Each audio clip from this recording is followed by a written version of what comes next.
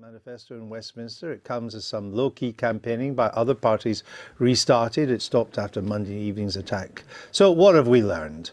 Well, Paul Nuttall has pledged to tackle radical Islam. He said anybody who left the UK to fight for so-called Islamic State should forfeit their passport and never be allowed to return. The manifesto promises 20,000 extra police officers, 20,000 extra troops, 7,000 extra prison officers, and 4,000 extra border guards. UKIP would reduce net migration to zero within 5 years, and they would ban the wearing of face coverings in public places. UKIP are offering an extra £11 billion every year for the NHS and social care by 2022, and that would be funded largely by cuts in foreign aid. There would be a rise in the threshold for paying income tax to £13,500. That's over £1,000 more than the direction it's currently going in. And UKIP promises a cut in taxes for middle earners, as well as a cut in VAT on household bills. UKIP's manifesto promises to axe tuition fees, but not for every degree, but especially for science, technology, engineering, maths and medicines, the STEM skills. And there's a pledge to provide up to 100,000 new homes for younger people every year. Excuse me. On pensions, UKIP would maintain the triple lock, which sees them rise by the higher of prices, average earnings, or 2.5%.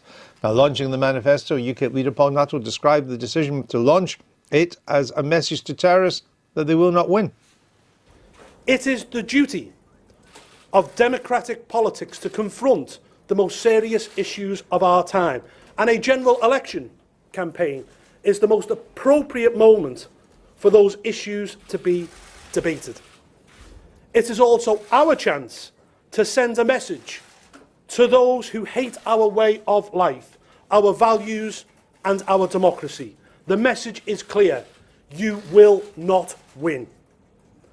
Expressing sympathy with those killed and maimed in Manchester is important, but it is not enough to light candles or signal our upset on social media.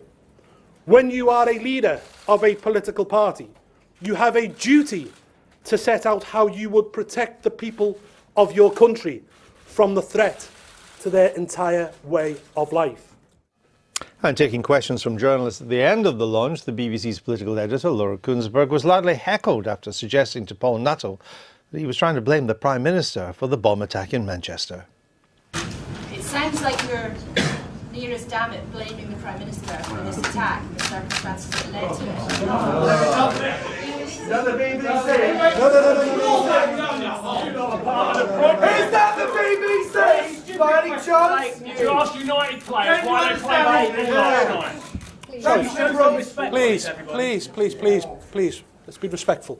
No, I'm not accusing the Prime Minister. I'm saying that politicians in this country have been weak on this issue for many years. In terms of their record as Home Secretary, I think it's appalling. This is a Home Secretary who cut the numbers of police officers, cut the number of border guards, cut the number of prison officers.